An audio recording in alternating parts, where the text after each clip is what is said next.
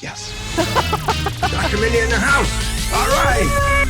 I appreciate that. The carnivore diet. Because of what we eat. Honestly, you've really touched my heart.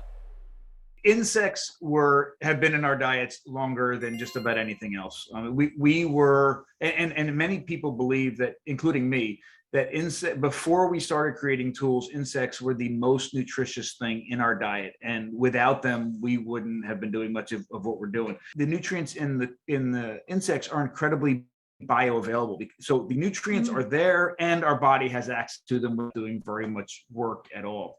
So, from a nutritional standpoint, they're definitely a win, and at least and I can't speak for all insects. I do a lot of work with crickets right now because that's what we're using for the base of some of the foods that we're creating here. Crickets have all 9 essential amino acids, and many insects have really high quality fat in them as well. How much water goes into growing a pound of meat, the resources that are getting consumed, what is compared to the output of the nutrients, but also the waste that's part of that.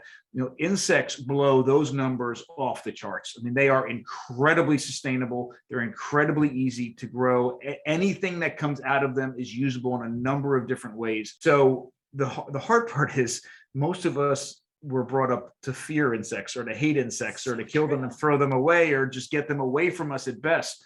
Not to eat them. We have totally villainized them. So to turn around and eat them is like a 180-degree turn. My wife and I were at the time, we're newly married. We had no money. We're both in graduate school.